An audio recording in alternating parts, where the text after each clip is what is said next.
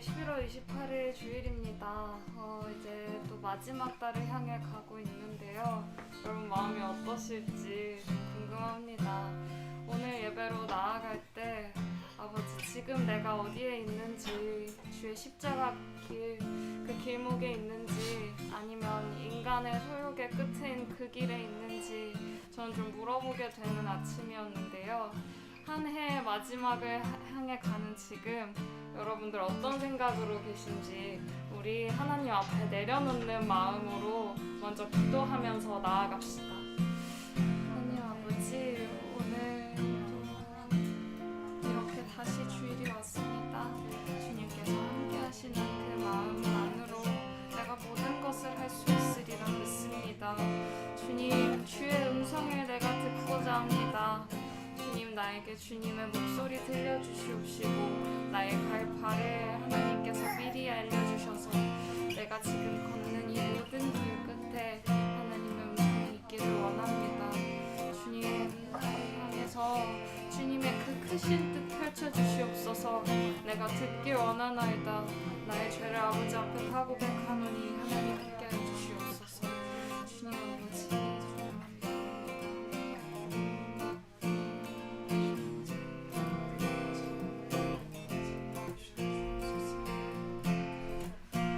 우리의 마음을 주님께서 들으셨습니다. 그리고 이제 우리가 주의 음성을 들읍시다. 다 함께 찬양합시다.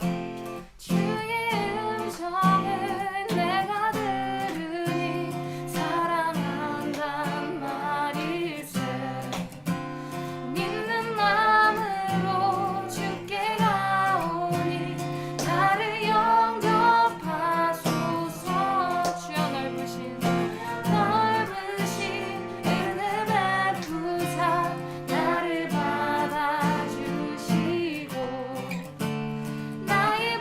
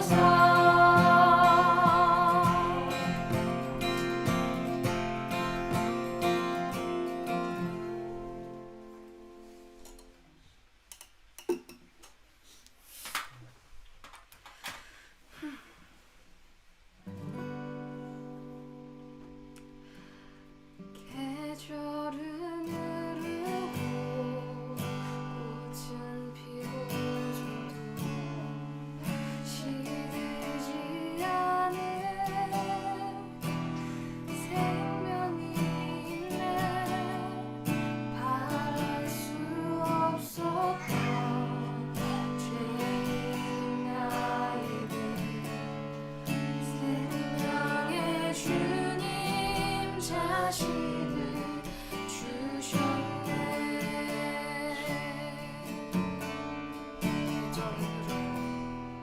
계절은 흐르고 꽃은 피고 져도 시들지 않은 생명이 있네. 바랄 수 없었던 죄인인 나에게 생명의 주님 자신을 주셨네. 나의 삶은 내 주 예수의 것이니 내 생명 다해 예수로 살리. 내 모든 건 내 주 예수의 것이니 내 전부 대신 예수로 살리. 바람이 스치듯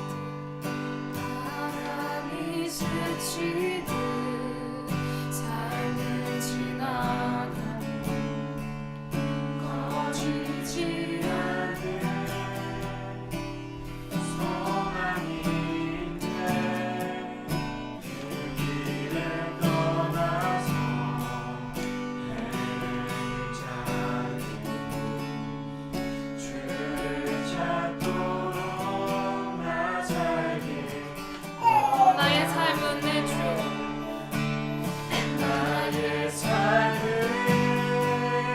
내 주 예수의 것이니 내 생명 나의 예수로 살리. 내 모든 것 내 주 예수의 것이니 내 전부 대신 예수로 살. 나의 삶은 내 주 나의 삶은 내 주 예수의 것이니 내 생명 다해 예수로 살리. 내 모든 것 내 주 예수의 것이니 내 전부 대신 예수로 살리. 그런즉 이제는 나 산 것 아니요 내 안에 주께서 사시는 것이라. 그런즉 이제는 나 산 것 아니요 내 안에 주께서 사시는 것이라.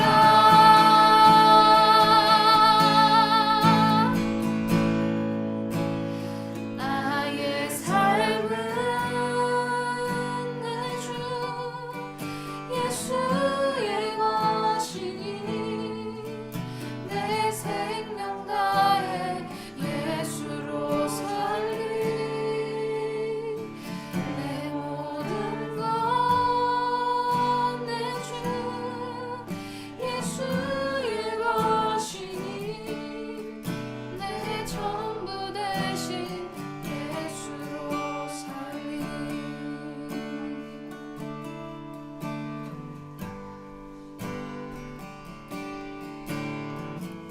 예수께서 돌이키사 제자들을 보시며 베드로를 꾸짖어 이르시되 사단아 내 뒤로 물러가라. 내가 하나님의 일을 생각하지 아니하고 도리어 사람의 일을 생각하는도다 하시고 무리와 제자들을 불러 이르시되 누구든지 나를 따라오려거든 자기를 부인하고 자기 십자가를 지고 나를 따를 것이다. 내 전부 대신 예수로 살기에 우리의 전부는 예수가 아님을 아버지 앞에 고백합니다. 아버지, 내 마음에 전부 되지 않은 나의 헛된 욕망들 아버지 앞에 고백하길 원합니다. 우리의 죄를 받아주시옵시고 먼저 엎드릴 수 있는 기회를 허락하여 주시옵소서. 나를 부인하고 십자가를 보는 순간 아버지 복음이 시작될 줄 믿습니다. 우리의 기도를 받아주시옵소서. 우리가 죄된 마음들 가지고 나아갑시다. 전부되지 않았던 마음 있다면 아버지 앞에 내려놓기 원합니다. 한 주간의 삶을 돌아보았을 때 전부되지 않았던 우리의 복음되지 않았던 마음 있습니다. 아버지 교회로서 우리가 나아가길 원합니다. 우리의 마음 받아주시옵시고 우리가 주의 음성 듣기를 원합니다. 부족한 마음 받아주시옵소서. 주님, 우리가 그렇게 기도합시다. 우리가 그렇게 기도합시다. 주님께 기도합시다.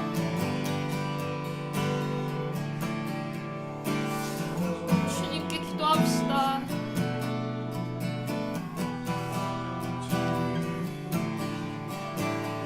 우린 주님께 기도해야 합니다.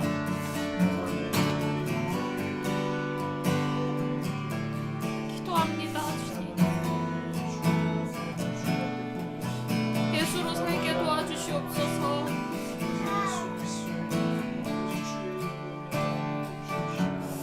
아버지, 저 어린아이부터 조금 더 큰 저부터 그리고 조금 더 큰 어른은 그 어른까지 아버지 우리의 모든 세대를 통치하여 주시는 주님, 우리가 그 예수의 거처를 밟아 한 걸음 나아갈 때 아직 버리고 싶지 않은 것 있으면 아버지 앞에 고백합니다. 내 손에 버리고 싶지 않은 것들이 아직 많습니다. 내가 그건 가지고 나아갈 때 아버지 기도하기를 원합니다. 내 영이 주님을 온전히 찬양할 그날이 올 때까지 아버지는 엎드리기를 원합니다. 엎드리지 못하는 내 모든 뼈들을 아버지께서 으스러 주시옵시고 그 예배로 나아가는 순간마저도 죄된 나의 너무 어리석은 아버지 앞에 고백합니다. 우리는 기도해야 합니다. 기도해야 합니다. 어떤 분위기를 만들려는 기도가 아니라 어떤 좋은 풍성함을 만들려는 예배가 아니라 주님 친절히 이곳 가운데 거하여 주시옵소서. 어떤 결과를 바라는 예배가 아니고 어떤 인정을 바라는 예배가 아님을 아버지 앞에 우리가 말하길 원합니다. 입이 더러워진 입술이고 입이 더러워진 마음으로 아버지 이미 주님 앞에 너무 지저분한 마음이지만 나의 소욕들 아버지께서 다 아시고 불쌍히 도와주시옵소서. 나의 악기 되지 못한 악기를 나의 목소리 되지 못한 목소리를 아버지께서 그럼에도 불구하고 예배로 써주시옵소서. 나의 감동만 있는 예배를 할지라도 주님께서 붙잡아 주시옵시고 예배되지 못한 예배를 아버지께서 붙잡아 주시옵소서.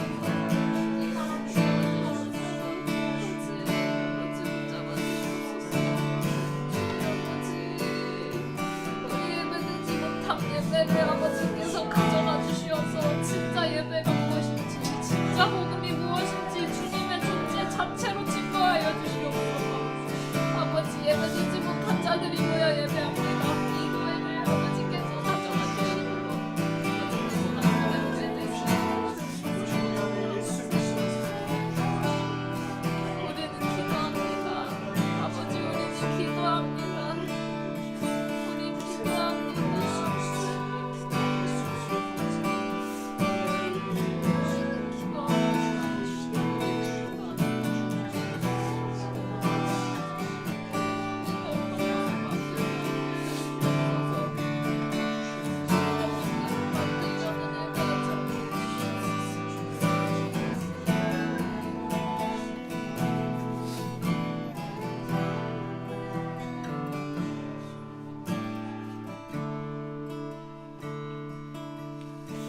우리가 조금 더 시간을 두고 기도하기를 제가 원합니다.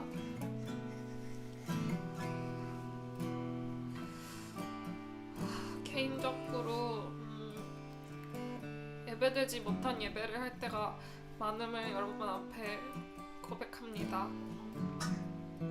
이미 죄를 짓고 이곳 가운데 와서 좋은 예배인 척 하고 싶지 않은데 아버지 이미 많이 더럽혀진 마음으로 이곳 가운데 올 때가 많습니다. 나의 예배되지 못한 예배를 그럼에도 주님께서는 받으십니다. 저는 그거를 매주 경험하고 있습니다. 여러분도 그러실 줄 믿습니다. 여러분 우리 기도해야 합니다.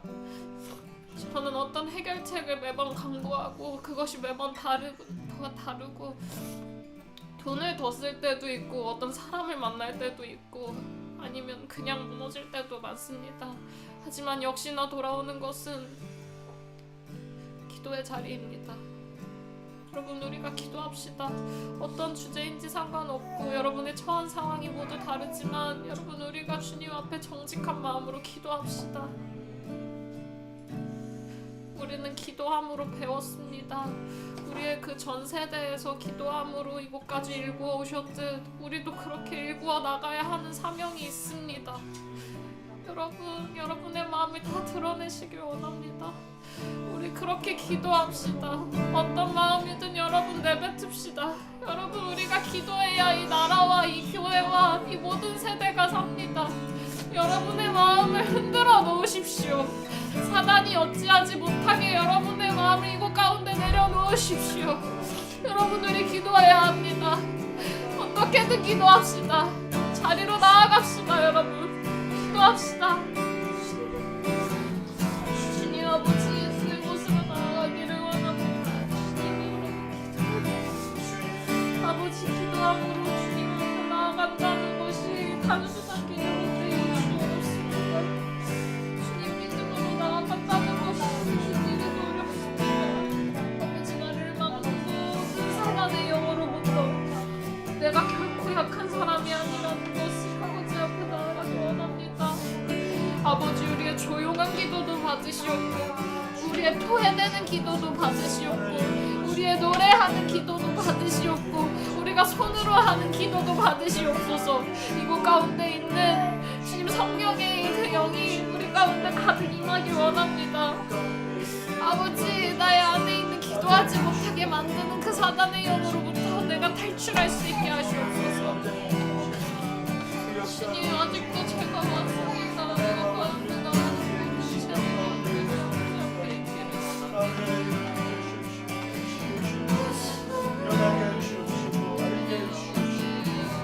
우리 기도하기를 원합니다.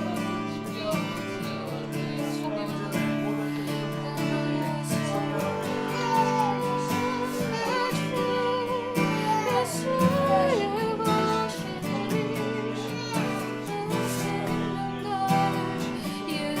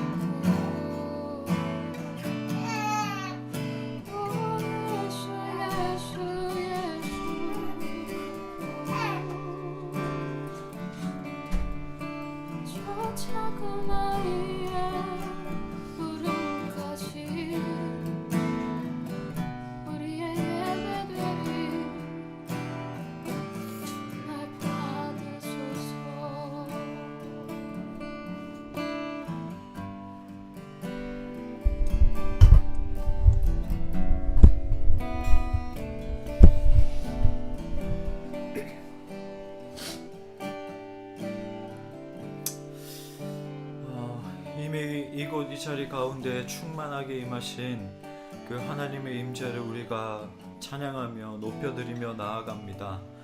하나님, 거룩하시고 영광이 가득하신 그 하나님께 우리의 이 전심으로 나아가는 이 시간 가운데에 우리의 마음과 우리의 생각과 우리의 이 모든 이 장소에서 드려지는 모든 것들을 하나님 아버지께서 통치하여 주시옵시고 자정하여 주시옵소서.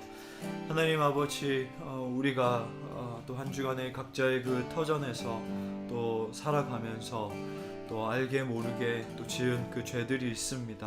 하나님, 날마다 우리가 십자가 앞에 가까이 나가는 우리의 인생이 되게 해주시고 주의 보혈로 우리를 깨끗게 하시옵시고 정화해 주시옵시고 하나님, 온전히 우리 가운데에 어느 누구나 할 것 없이 아버지의 그 은혜가 필요한 자들이고 십자가의 그 보혈의 능력이 필요한 자들입니다. 이 시간 그 보혈의 능력으로 덧입혀 주시옵시고 하나님 아버지, 다른 음성과 말씀과 다른 것들이 아니라 온전히 하나님 아버지의 그 말씀을 들으며 나가는 이 시간들이 되게 하여 주시옵소서.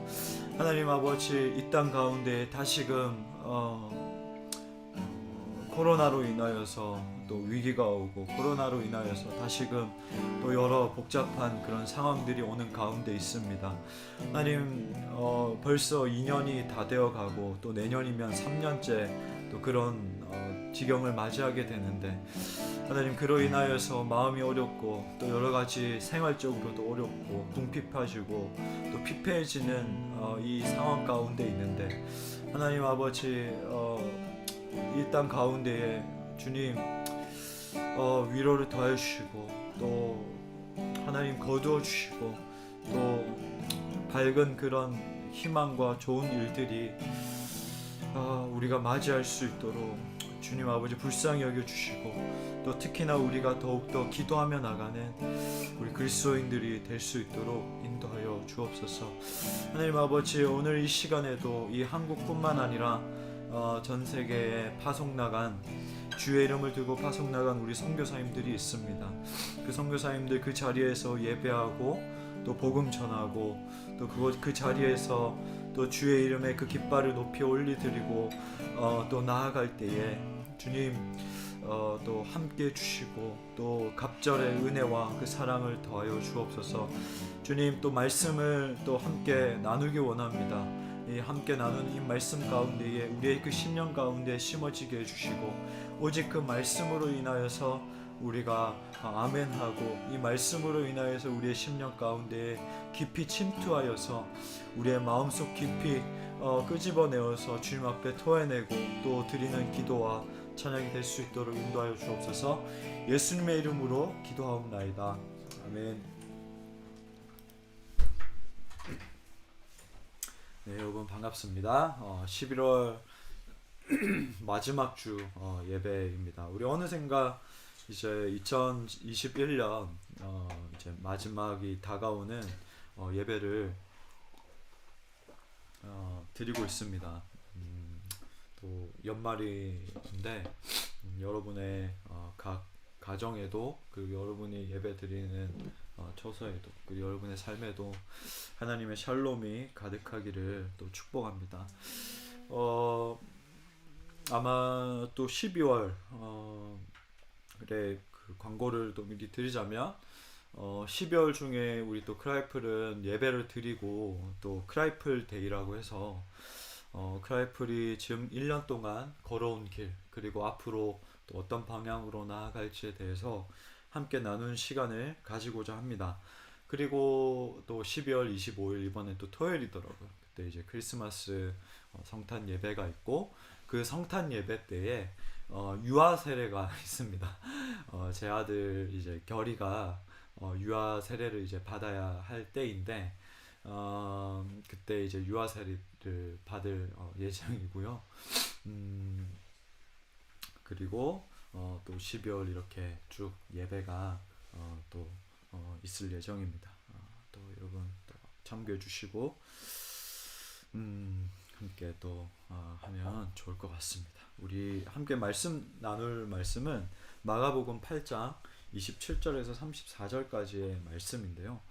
마가복음 8장 27절부터 34절까지의 말씀. 마가복음 8장 27절부터 34절까지의 말씀. 네. 우리 함께 교독하고 마지막 구절 같이 읽도록 하겠습니다. 예수와 제자들이 빌립보 가이사랴 여러 마을로 나아가실새 길에서 제자들에게 물어 이르시되 사람들이 나를 누구라고 하느냐. 제자들이 여자와 이르되 세례 요한이라 하고 더러는 엘리야 더러는 선지자 중에 하나라 하나이다. 또 물으시되 너희는 나를 누구라 하느냐. 베드로가 대답하여 이르되 주는 그리스도시니이다 하매 이에 자기의 일을 아무에게도 말하지 말라 경고하시고 인자가 많은 고난을 받고 장로들과 대제사장들과 서기관들에게 버림받아 죽임을 당하고 사흘 만에 살아나야 할 것을 비로소 그들에게 가르치시되 눈을 놓고 이 말씀을 하시니 베드로가 예수를 붙들고 항변하매 예수께서 돌이키사 제자들을 보시며 베드로를 꾸짖어 이르시되 사탄아 내 뒤로 물러나라. 내가 하나님의 일을 생각하지 아니하고 도리어 사람의 일을 생각하는도다 하시고 우리가 제자들을 불러 이르시되 이르시되 누군지 나를 따라오려거든 자기의 부인하고 자기 십자가를 지고 나를 따를 것이니라. 아멘. 네.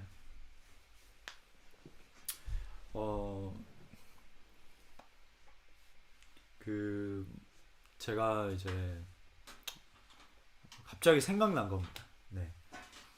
사람에게는 어떤 그 장소에 갔을 때에 어떤 그 장소에서 어떤 좋은 기억이나 혹은 뭐 나쁜 기억들도 있고 또 맛있는 기억들도 있고 또 다양한 기억들이 남아 있을 겁니다. 그리고 어떤 사람에게는 그 장소에만 가면 좀 이렇게 안 좋은 기억이 일어나는 트라우마라고 하죠. 그 트라우마가 있을 수도 있습니다. 오늘 예수님께서 제자들과 그리고 보면은 말씀에 이렇게 보면 알겠지만 무리들이 또 따라오고 있던 것 같아요.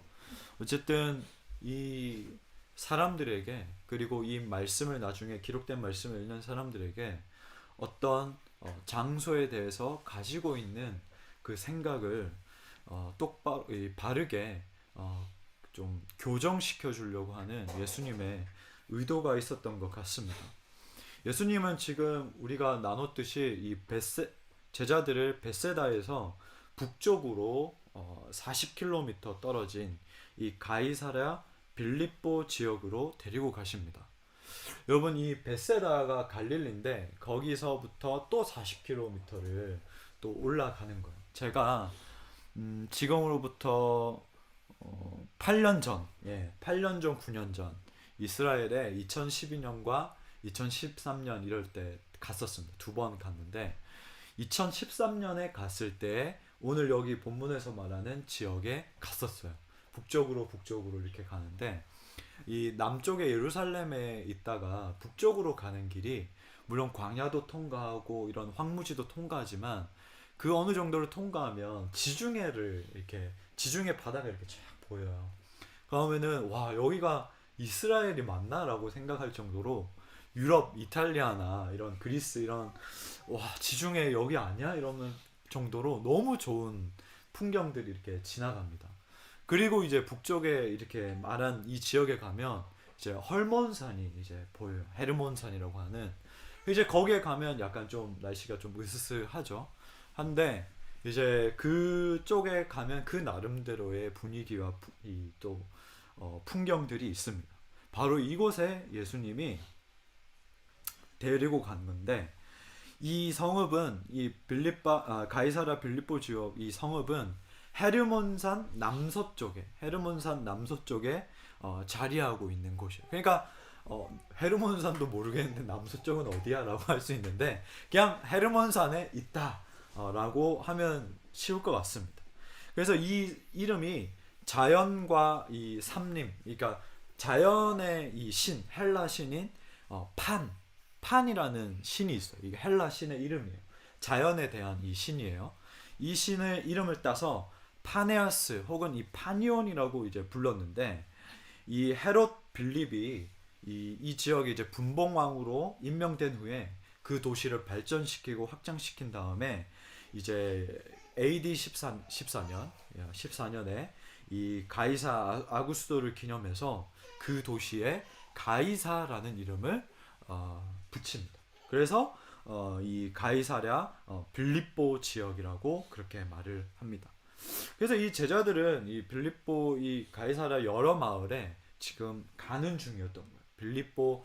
가이사랴 빌립보 지역에 가는데 어쨌든 한 지역만 가는 게 아니고 여러 지역에 여러 마을에 이 가는 중에 그 길 위에서 제자들에게 예수님이 나를 누구라고 사람들이 말을 하는지, 그리고 너희는 나를 누구라고 생각하느냐라고 질문을 던지십니다. 우리 예수님께서 제자들에게 배 위에서 3번의 배를 타고 가는 여행 가운데에서 기적과 권능과 또 표적으로 예수님 그 메시아에 대해서 보여줬는데, 끝내 이 제자들은 알아듣지를 못하는 걸로 마무리가 됐죠. 그래서 바리새인의 누룩과 그리고 헤롯의 누룩을 너희는 조심하라라고 하면서 말씀이 종결이 됐습니다. 지금부터는 이제 마가의 본격적인 주제라고 할 수 있는 길 위에서 이 길 위에서 예수님께서 본격적으로 질문을 하십니다. 길을 걷다가 이 제자들에게 말을 하는데, 본격적으로 이제 북쪽에서부터 점차 예수님이 질문을 하면서 예루살렘까지 도달하게 되는 그 여정이 이제 오늘부터 시작이 됩니다. 예수님의 누구인가 하는 이 문제는 이 마가복음 1장 1절부터 시작이 됐습니다. 이제 하나님의 아들 예수 그리스도에 대한 복음의 시작이라고 마가는 선포를 해버리죠. 그리고 이 귀신들이 예수님을 지금 누구라고 귀신들이 인식을 하는지에 대해서 말씀을 보면 일관적으로 이 귀신들이 어떻게 예수님을 보고 반응하는지 우리는 알 수가 있습니다. 이게 바로 성경이 나오는 중심 주제라는 거예요. 마가가 그래 뭐 오병이어 뭐 이런 거 다 기적 모르더라도 예수님이 누구신지만 알면 돼라고 마가는 끊임없이 우리에게 말을 하고 있어요. 그래서 이 대중들이 예수님에 대해서 이렇게 보는데, 예수님의 기적에 대해서 대중들은 신기해하고 호기심 때문에 막 따라다녀요. 예수님이 가는 곳마다 막 따라다니고 때로는 자기의 그 결핍된 게 있으면 해결받기 위해서 예수님을 막 찾으러 맨발로 막 뛰어다니기도 합니다. 그리고 헤롯 왕은 다시 살아난 세례 요한이라고 생각을 했습니다. 그리고 어떤 사람들은 유대인들 가운데에는 와 엘리야도 갔다. 왜냐하면 엘리야가 승천됐잖아요. 죽지 않고 승천됐으니까 그 승천된 엘리야가 살아서 다시 왔다라고 생각을 한 겁니다. 그리고 이제 어떤 사람은 당연히 선지자들 중에 한 명일 거야. 그러니까 라고 생각을 했던 거죠. 그리고 바리새인들은 여전히 자신들이 생각하는 메시아가 맞는지 아닌지 이제 의심하는 눈초리로 봤고요. 제자들은 여전히 메시아 예수 그리스도가 누구신지 모르는 단계에 계속해서 머물러 있었습니다. 예수님이 누구인지에 대해서는 아주 중요한 부분입니다. 왜냐하면 오늘날 우리에게도 예수님은 누구인가에 대한 바른 인식이 요구되기 때문입니다. 각자가 그 느낌으로 각자가 어떤 그 추측으로 알고 있는 이 예수님으로는 우리는 이 시대를 살아갈 수가 없습니다. 물론 이 순풍이 부는 바닷가에, 그러니까 잔잔한 물결의 바닷가나 그리고 잔잔함 가운데 있는 삶에서는 드러나지 않지만 이 폭풍우가 몰아치는 순간, 지금 코로나 같은 그런 상황들도 있을 수 있고요. 또 여러 가지 인생의 폭풍우는 다양하게 우리에게 옵니다.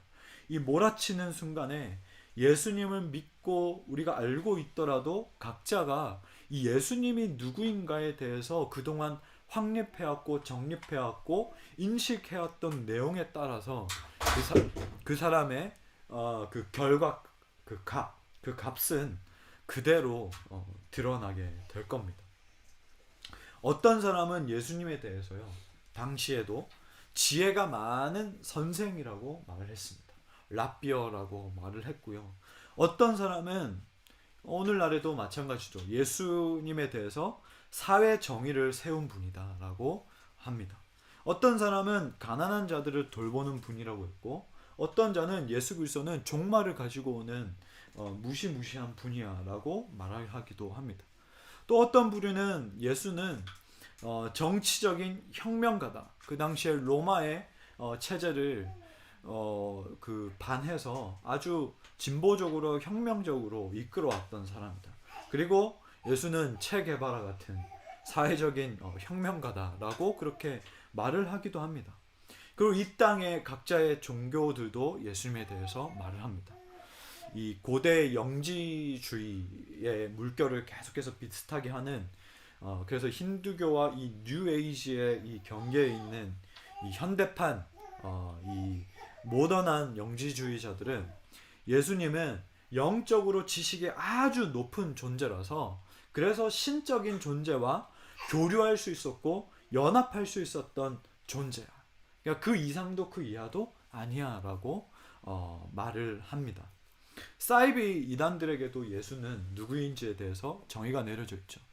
어떤 사람은 자기가 예수라고 하기도 하고, 어떤 사람은 예수라고 하기도 좀 그러니까 자기를 보혜사라고. 예수님께서는 이 원수를 향해서 핍박하는 자들을 위해서 기도하고 또 원수를 위해서 기도하라고 또 말씀하시고, 또 나는 내 필요와 또 내가 원하는 것들이 또 있는데 예수님께서는 이렇게 말씀하시고 예수 그리스도의 그 권위로 말씀을 하셨는데, 또 한편으로는 말씀은 우리에게 순종을 요구를 한다라는 것이죠.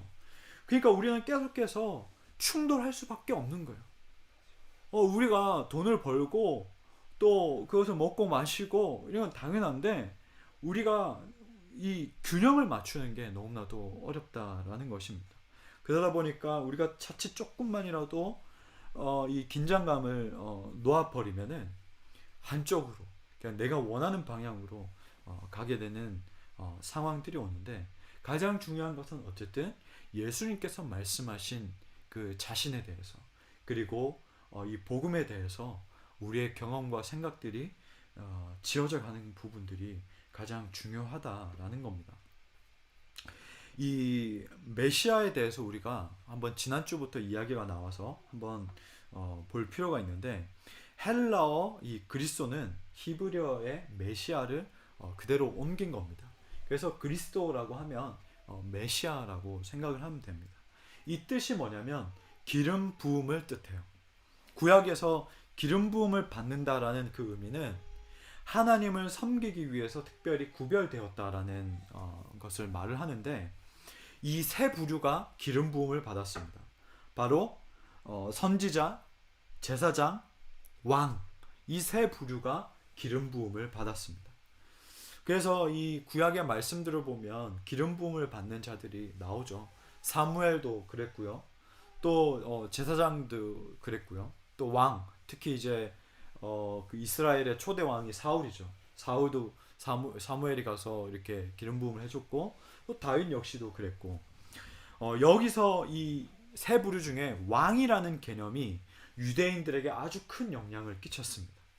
특히 이스라엘이 점점 약해져서 느부갓네살에게 함락되었을 때 유대인들은 다윗 같은 강력한 그 새 왕을 하나님께서 보내주셔서 자신들은 다시 부국해질 거야, 그 강대해질 거야 라는 그런 기대감을 가지게 됐습니다. 사무엘 우리 통독하고 있는데 그 말씀을 보면 다윗에게 하나님께서 이렇게 약속을 하시죠. 어디든지 가든지 함께 하겠다. 그리고 너는 그렇기 때문에 이길 거야. 승리할 거야. 그래서 다윗 왕은 늘 승리하는 사람, 이기는 사람, 잘 되는 사람으로 유대인들은 생각을 했다라는 거죠. 사무엘하 7장 11절에서 16절 말씀에 그렇게 나와 있죠. 그리고 다윗의 후손들의 그 왕위가, 그 왕권이 영원할 것이다 라고 그렇게 말씀을 하셨기 때문에 다윗의 혈통으로부터 나오는 이 메시아가 오면은 우리는 다시 그렇게 살아갈 거다라는 기대감이 있었습니다. 이런 기대감이 구약과 신약의 중간기인 이 시대에 마카베오 혁명 때에 더욱더 높아졌는데, 이들이 기대하는 메시아는 기름 부은 자로서 기적을 행할 능력을 갖고 강하고 지혜롭고 거룩하고 죄가 없으신 분이, 죄가 없는 메시아가 나타나서 이스라엘을 괴롭히고 압제하는 자들을 다 물리칠 거야 라는 그런 생각을 했습니다. 이 기대감이 시편 17편 23절에서 30절에 이 솔로몬의 시편에서 등장하게 되죠. 이런 가운데에 이런 생각과 이런 메시아에 대한 기대감을 갖고 있는데, 예수님께서 자신이 누구인지에 대해서 이렇게 물어봤을 때에 이 장소를 빌립보 가이사랴라고 택한 것은 우연이 아닙니다. 빌립보 가이사랴로 가는 길에 예수님은 일부러 이렇게 물어보셨습니다. 이 빌립보 가이사랴로 가는 도중에 갈릴리 사람 유다의 고향 이 가말라라고 하는 이 지역이 이 빌립보 가이사랴 빌립보로 가는 길에 이 가말라라는 이 지역을 통과할 수밖에 없었습니다. 이 갈릴리 사람 이 유다는 이 시편 17편의 이 말씀을 이루기 위해서 자신이 직접 AD 66년에 로마에 칼을 들고 맞서기 시작합니다. 이 갈릴리 사람 유다가 만든 이 시카리라는 이 분파는 칼을 들고 무력을 행사하여서 로마를 무찌르고자 하는 그런 시도를 했습니다. 그런데 뻔하죠. 실패하게 됐고 오히려 더 큰 탄압이 또 시작되게 되었었습니다. 근데 이 가말라는 빌립보 가이사랴 이 여러 마을 중에 이 하나인데, 예수님이 이 지역에서 내가 누구인지 너희가 한번 말해봐 라고 하는 것은 이 오랫동안 유대인들이 생각해왔고 정의 내려왔던 이 메시아에 대한 이 개념의 절정이 이 북쪽에 있는 빌립보 지역에 아주 절정으로 있기 때문에 이 자리에서, 이 지역에서 제자들로 하여금 너희가 나를 누구라고 생각하느냐라고 말을 해보라고 예수님은 했습니다. 그래서 이 제자들이, 그리고 이 유대인들이 갖고 있는 메시아에 대한 개념에 대해서 끊어내고자 하는 의도를 가지고 이 지역에서 질문을 했다라는 것이죠. 특히 예수님은 힘, 그리고 지배, 그리고 압제하는 것, 어쨌든 힘으로, 무력으로 이 이스라엘을 지금 되찾고자 한다라는 이 논리를 완전히 제거하기 위해서 예수님은 이 지역에서 메시아에 대해서 새롭게 교정시켜 주기를 원하셨습니다. 베드로를 비롯해서 이 제자들의 이 메시아에 대한 이 시야는 조금 이제 예수님으로 말미암아 나아졌지만 아직은 초점이 맞춰지지 않은, 아직은 흐릿한 그런 상태에 있기 때문입니다. 그래서 예수님은 31절에 비로소 그들에게 가르치시되라고 했는데, 이것을 좀 더 직역을 하면 이겁니다. 예수님은 제자들을 이제부터 가르치기 시작했다. 그러니까 예수님의 때가 있었던 것 같아요. 예수님께서 이렇게 쭉 시간이 와서 비로소 이 마가복음 8장의 끄트머리에 왔을 때에 비로소 예수님은 제자들에게 가르치기 시작했다라고 말을 합니다. 이곳에서 예수님을 가르치기 시작했는데, 이 가르침은 제자들뿐만 아니라 유대인이라면 모두가 받아들이기 힘든 그런 개념이었습니다. 오랜 전통 동안, 구약에서부터 오랜 이 이스라엘 백성들에게 전해져 왔던 그 메시아의 역할이 아니라 아예 이 근원을 뒤집어 엎을 법한 완전히 다른 메시아의 의미에 대해서 예수님은 말하고 있기 때문입니다. 유대인들이 그토록 목숨 걸고 지켰던 이 율법을 가르치고 해설해주고 이스라엘을 무력으로 다시 굳건하게 그런 세우는 메시아의 역할이 아니라, 하나님 나라는 이 하나님의 사랑과 또 이 죄인을 향한 용서로 들어갈 수 있고, 또 하나님의 나라는 그런 섬김으로 말미암아 이루어지는 그런 하나님 나라라고 이렇게 예수님의 그 하신 그 말씀들은 도저히 제자들과 도저히 유대인들이 받아들이기 힘든 그런 개념이었기 때문입니다.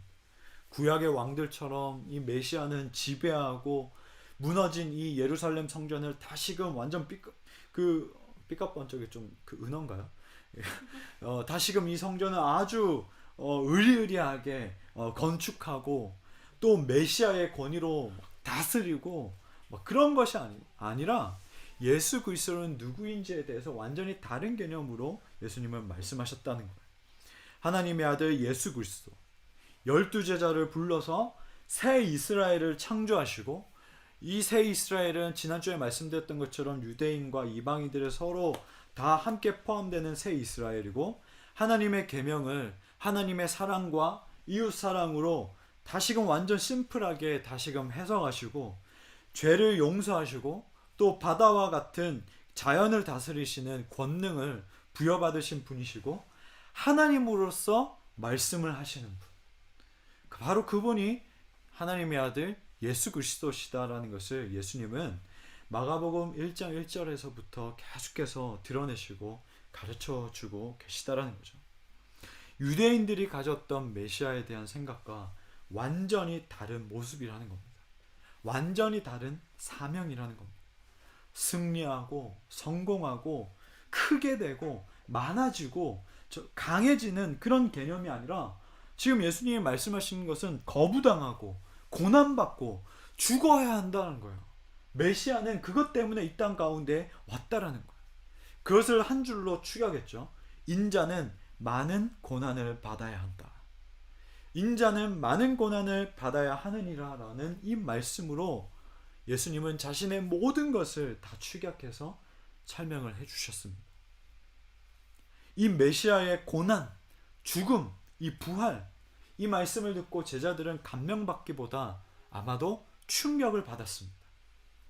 그러나 이것이 예수님의 그리고 메시아의 정체성이라는 거예요.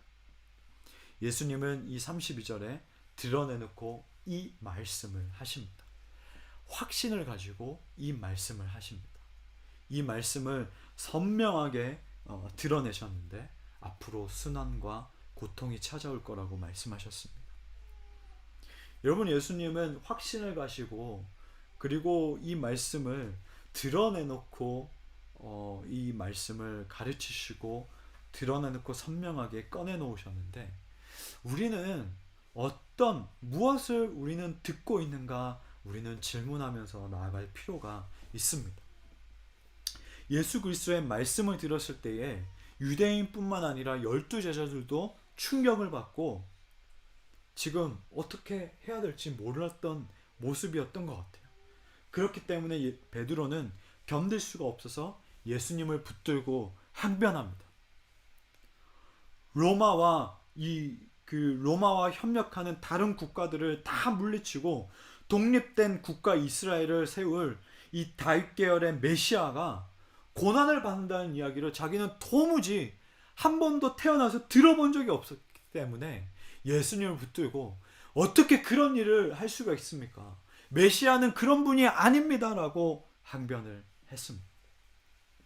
우리가 말씀을 통독하는 거, 우리가 말씀을 묵상하는 거, 우리가 말씀을 또 공부하는 거, 그리고 우리가 이 예배를 통해서 말씀을 함께 나누고 듣는 것, 모든 우리의 이 가장된 이 우선순위는 예수 그리스도에 대한 설명을 제대로 듣기 위함이 되어야 합니다. 우리는 가장 먼저 우리의 필요도 있죠. 우리의 어떤 해결도 있고 우리의 어떤 여러 가지 것도 있죠. 제가 그게 나쁘다는 게 아니라 가장 먼저 우리 그리스도인의 우선순위는 바로 예수 그리스도에 대한 설명이라는 거죠. 예수 그리스도의 이 바른 설명을 제대로 듣기 위함이 되어야 된다는 겁니다. 이것이 우리의 영순위가 되어야 한다는 겁니다. 역설적으로 이것이 영순위가 되었을 때에 그 다음 우리가 후순위로 바라는 것들이 제대로 잡혀진다는 겁니다. 설교자의 유명함 그리고 설교자의 무명함으로 말씀의 질이 달라지는 게 아닙니다. 여러분, 유명한 사람의 말씀도 때로는 그 말씀 안에, 때로는 성경에서 말하는, 예수님이 말하는 그 의도가 담겨지지 않을 때가 있어요. 예수님의 말씀을 제대로 설명해 주는지라는 것은 유명함과 무명함으로 나눠지는 것이 아니라는 겁니다. 우리는 이 시대에 앞으로, 더욱더 앞으로의 그 시대에도 우리는 이 분별력을 가지고 내가 먹을 말씀, 취할 말씀을 우리는 분별력을 가지고 골라낼 필요가 있다라는 거예요. 내 마음이 뭔가 감동이 되고 내가 뭔가 그 적용이 선명하게 남고 내가 뭔가 내 그 어떤 그게 있으면은 좋은 말씀인 것 같아. 이게 아니라 내가 시간이 갈수록 그 말씀을 듣고 먹고 갔을 때에 예수님에 대해서, 하나님에 대해서, 성령에 대해서, 교회에 대해서, 그리고 이 말씀에 대해서 내가 성장함이 있는가, 내가 풍성해지는가에 따라서 우리는 이 분별을 할 필요가 있다라는 겁니다. 복음은요, 추상적인 그 어떤 것이 아닙니다. 실체가 없는 문자주의가 아닙니다. 선명합니다. 제대로 된 그 복음일수록 분명하고 우리의 삶에서 그대로 진하게 우려져서 나옵니다. 예수 그리스도가 누구인지 명확할수록 나의 삶에서 그 값은 명확하게, 정확하게 나온다라는 겁니다. 예수님이 이 말씀을 하신 다음에 그저 사랑만으로 우리에게 포용한 것이 아니라 예수님은 이 말씀을 하시고 우리에게 요구하셨습니다. 메시아가 누구인지에 따라 자연스럽게 메시아를 따르는 자들의 그 길이 동일해지는데, 예수님은 메시아가 누구인지에 대해서 인자는 고난을 받아야 하느니라, 인자는 죽음을 앞으로 겪게 될 것이다, 인자는 앞으로 순환과 고통을 받을 것이라고 했는데, 그럼 인자가 그 길로 갔으면 그 인자를 따르는 자들도 동일한 그 길을 가게 될 것이라는 거죠. 예수님은 예수님의 누구인지에 대해서, 그리스도가 누구이시고 메시아가 누구인지에 대해서 저와 여러분은 다 들었습니다. 알고 있습니다. 완벽하게 깨닫지 못했다 할지라도 우리는 그것을 알고 있습니다. 어쨌든 예수 그리스도는 우리에게 이렇게 말씀을 하셨습니다. 34절에 보면 무리와 제자들을 불러 이르시되 누구든지 나를 따라오려거든 자기를 부인하고 자기 십자가를 지고 나를 따를 것이니라. 다시 한번 읽어드릴게요. 무리와 제자들을 불러 이르시되 누구든지 나를 따라오려거든 자기를 부인하고 자기 십자가를 지고 나를 따를 것이니라. 예수님은 메시아의 사명에 대해서 승리하고 정복하고 이런 것이 아니라 고난받고 죽음이라고 말씀하셨습니다. 그 무리와 제자들에게 자신의 제자가 되려고 하는 사람은 자신의 십자가를 지고 자기를 부인하고 따르라고 명령을 하십니다. 해줄래라는 플리즈 이렇게 부탁이 아니라 명령을 하셨습니다. 이게 바로 복음의 역설이에요. 우리는 자신이 죽어야 우리는 참된 생명을 받는 그리스도인입니다. 복음은 우리에게 아무런 대가로 요구하지 않습니다. 너희가 구원받기 위해서 이렇게 해야 돼, 이런 행동을 해야 돼 라고 아무것도 요구하지 않습니다. 우리는 어떤 행위로 그 구원을 받는 게 아니라 오직 믿음으로 말미암아 구원이 임하지만 동시에 나의 옛 자아와 교만과 악함을 우리는 포기해야 합니다. 이것이 바로 예수님이 말씀하신 복음의 역설이고 생명의 역설입니다.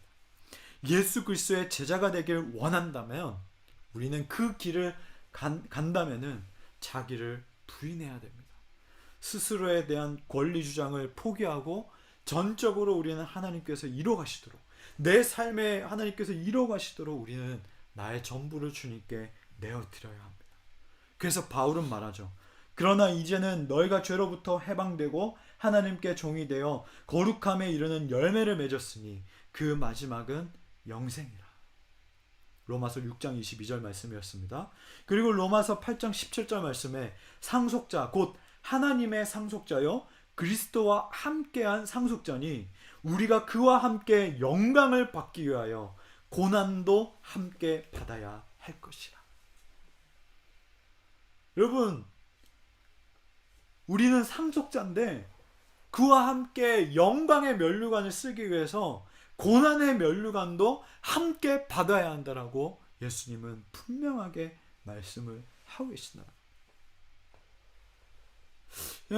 지난주에 그 나눔을 했을 때 그 나눔 내용이 계속해서 생각이 나더라고요.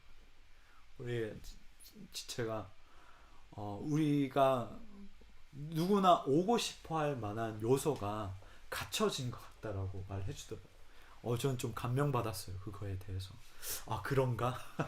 네, 이 개척교회에 어쨌든 우리는 젊은 사람들로 구성원이 이루어져 있고, 또 사실 이게 넉넉한 공간은 아니지만 또 이렇게 공간도 참 독특하잖아요. 우리가 이 집이잖아요.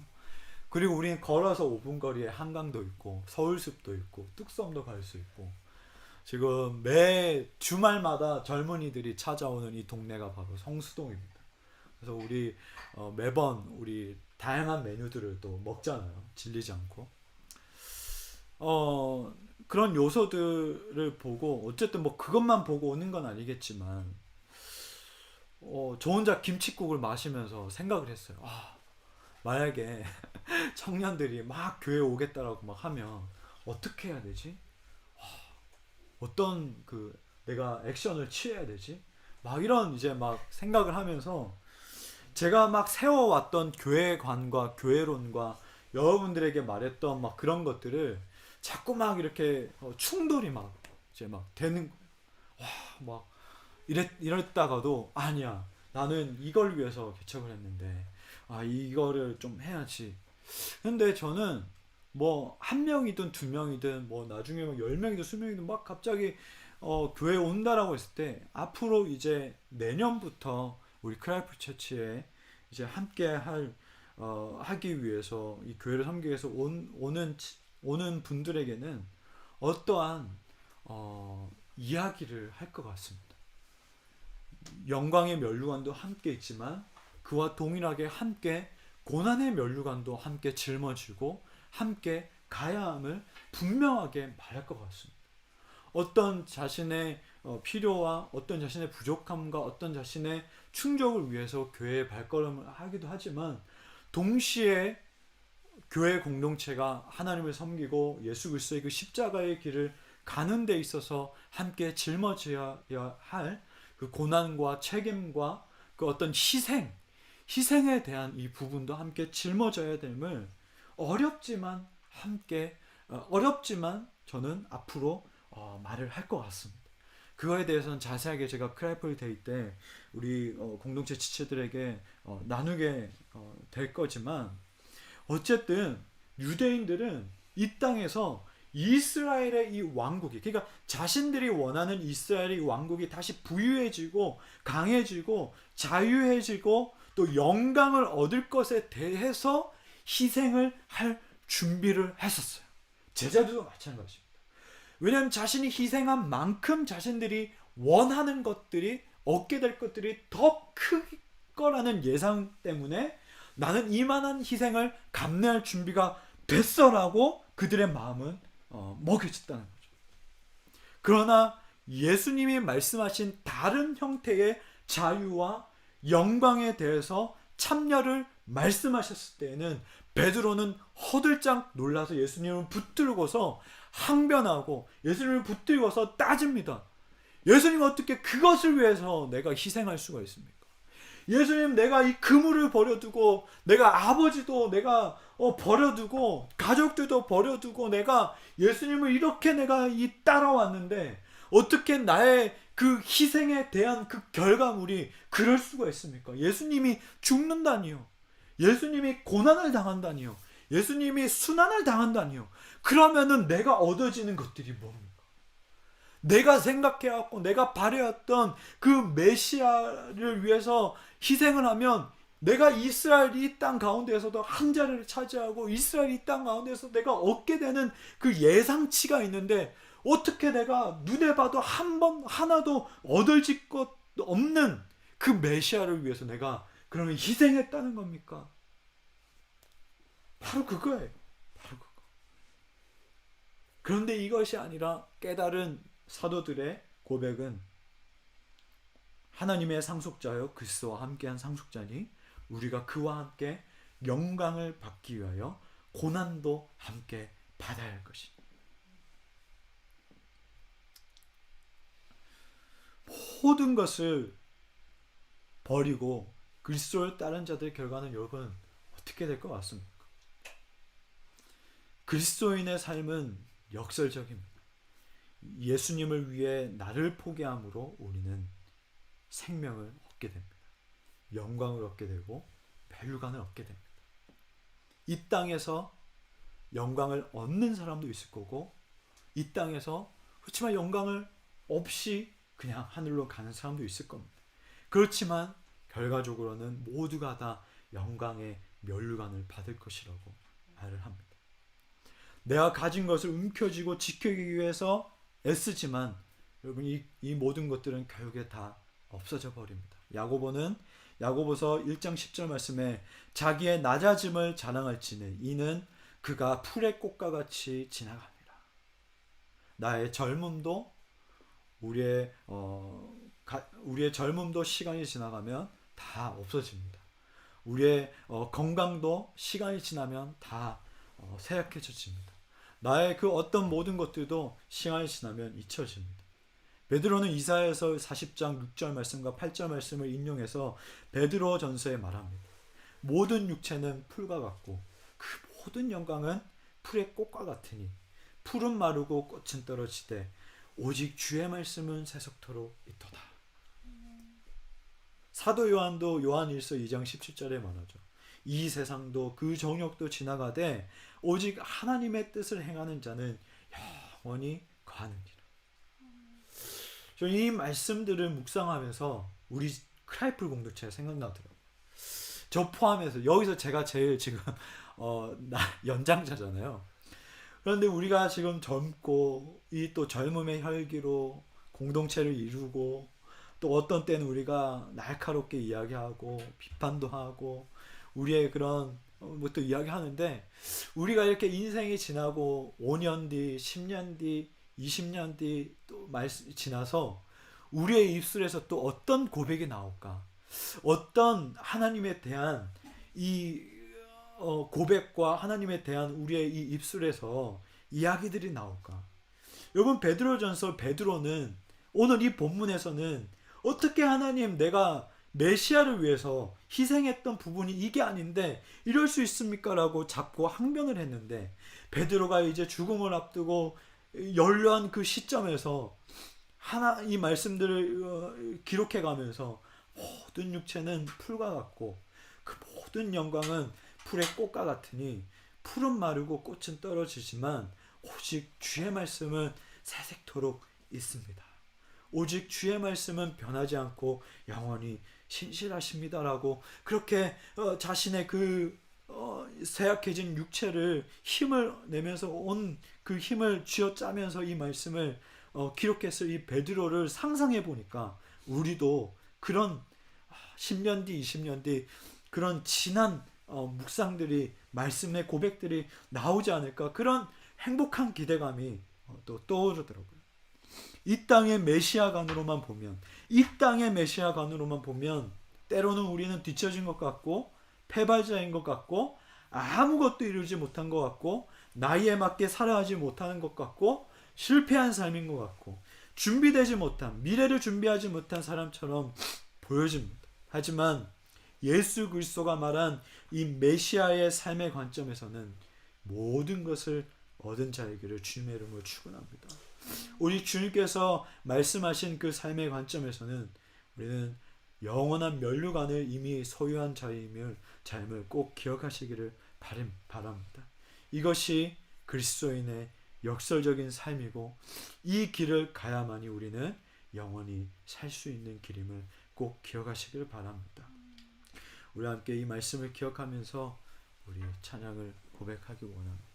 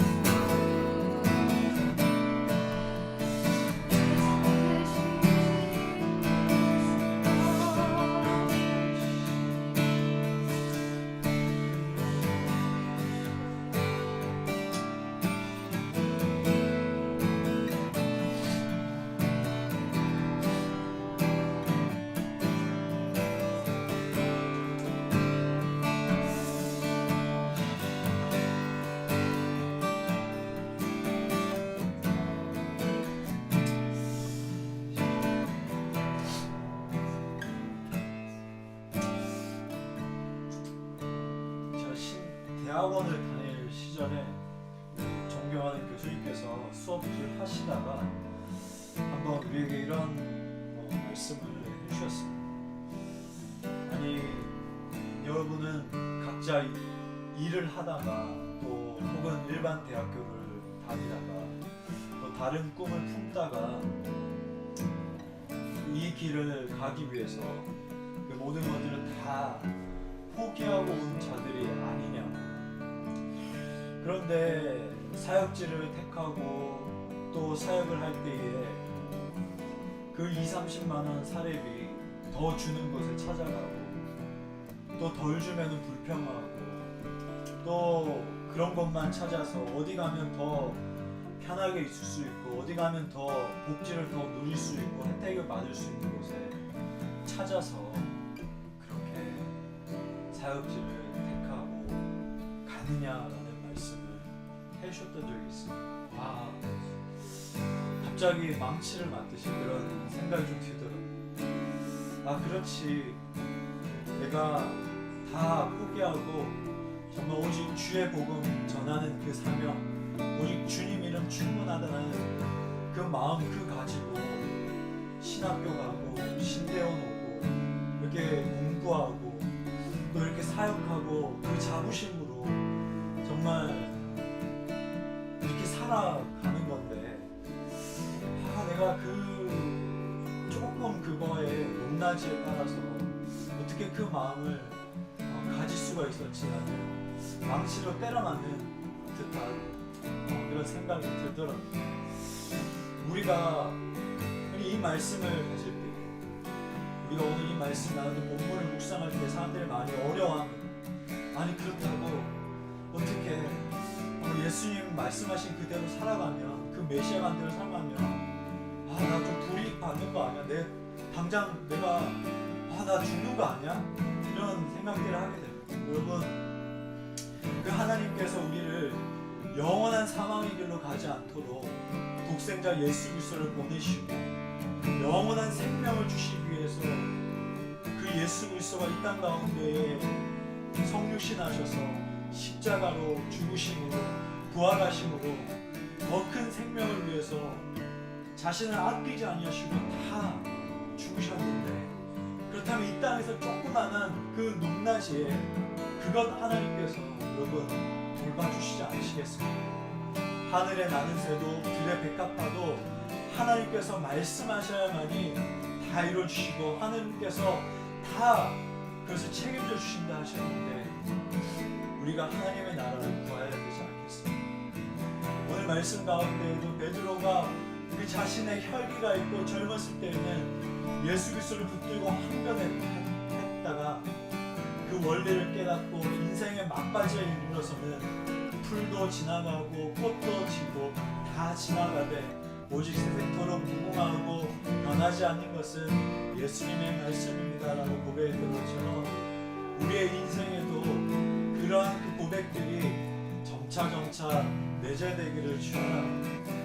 하나님, 이 모든 것보다도 더 크신 하나님께서 나의 삶에 사셔야만이 내가 영원토록 살 수 있습니다.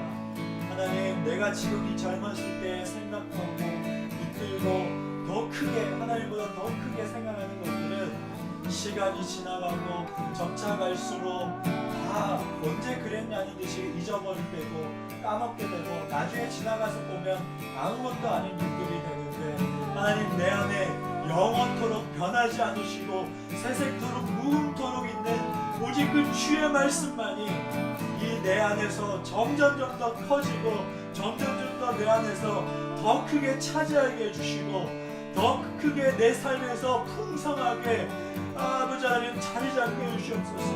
그래서 10년 뒤에 20년 뒤에 내 이스라엘 그 고백에서 베드로의 고백처럼 사도 바울의 고백처럼 사도 요한의 고백처럼 오직 모든 것은 정욕과 모든 것은 다 지나가되 오직 하나님만이 우리의 삶에 남습니다. 여러분, 그 하나님을 붙드십시오. 이 한마디가 정말 진하게 우러나오는 우리의 인생이 될 수 있도록 해주십시오. 하나님, 주님 붙드는 삶 되게 해주십시오. 우리 다시 한번 고백하며 나가겠습니다. 주님,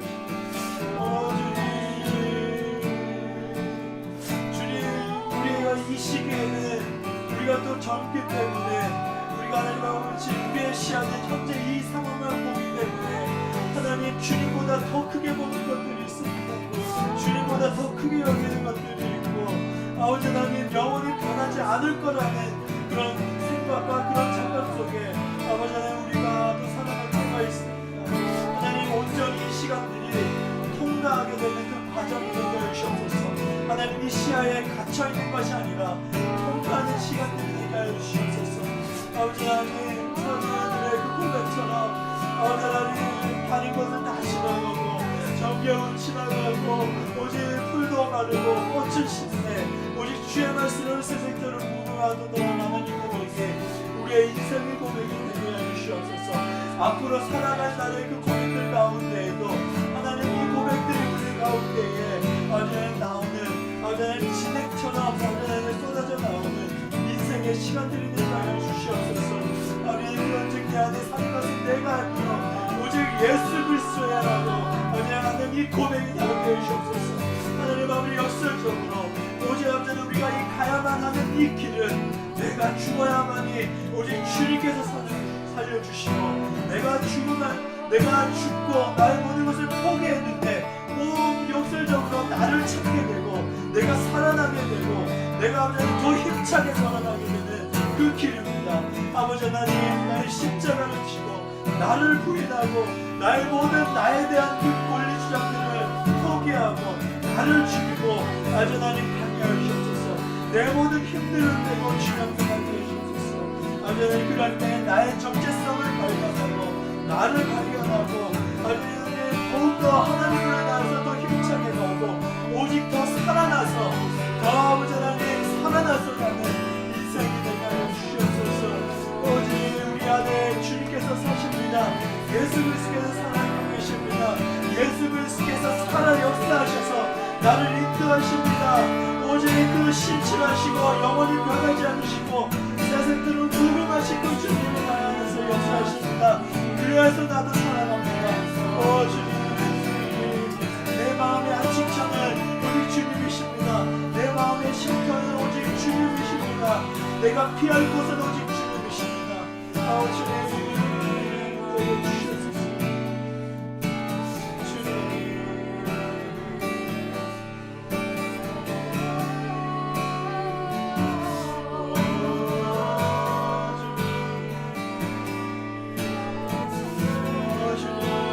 예배하는 모든 자들에게 아버지 그 마음 가운데에 주님께서 내려주셔서 역사하여 주시옵소서. 주님 일하여 주시옵소서. 주님 살려 주시옵소서. 주님 생명하여 주시옵소서. 주여 역사해 주옵소서.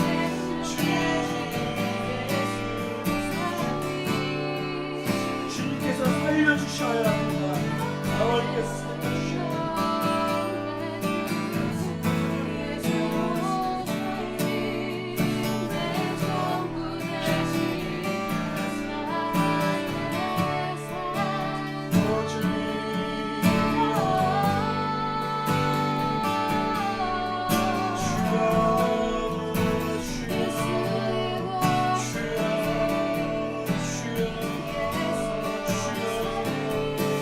주여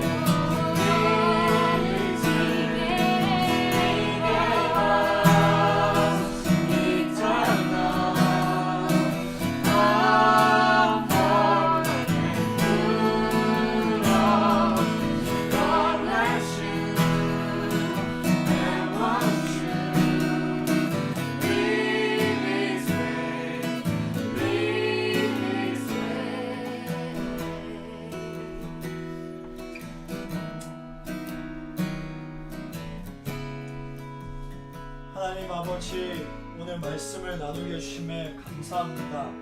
하나님 아버지, 우리가 이 땅에서 살아갈 때에 하나님 이 땅에서 만들어지고 생산된 그런 가치관과 또 여러 가지 그런 물질주의적인 그런 개념들이 우리 안에 또 스며들어서 또 우리가 하나님을 믿고 또 믿음의 여정을 나아갈 때 때로는 이 길을 의심하게 되고 때로는 확신이 꺾이게 되고 때로는 내가 정말 옳은 길을 가고 있는지 또 의문을 가지게 되기도 합니다.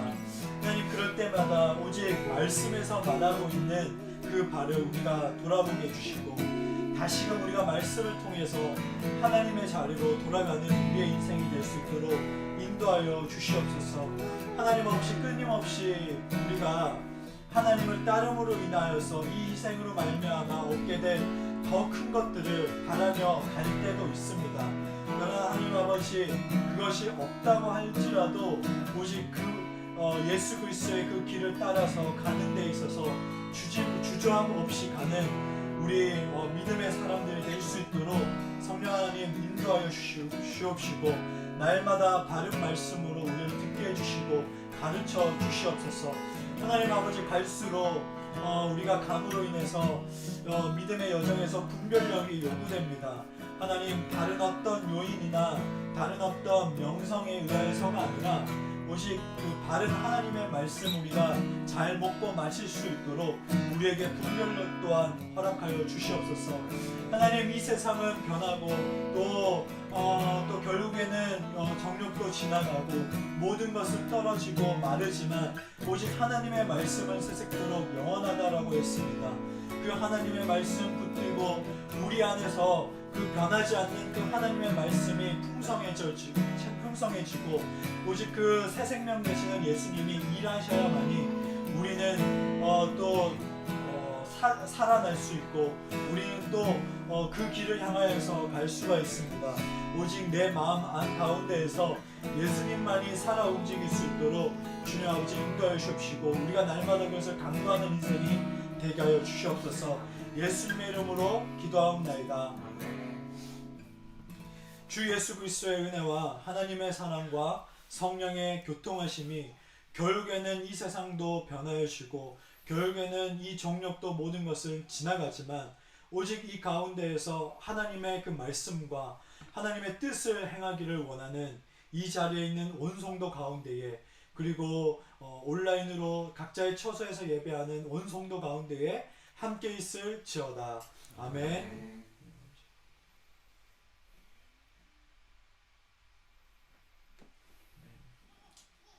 네, 결국엔 낙엽도 다 떨어지죠. 우리 또 다음 주에는 더 떨어질 텐데 오직 변하지 않은 그 하나님 붙들며 동행하는 한 주 보내시고 우리 12월 첫 주에 또 여러분 뵙도록 하겠습니다. 다음 주에 뵙겠습니다. 우리 하나님께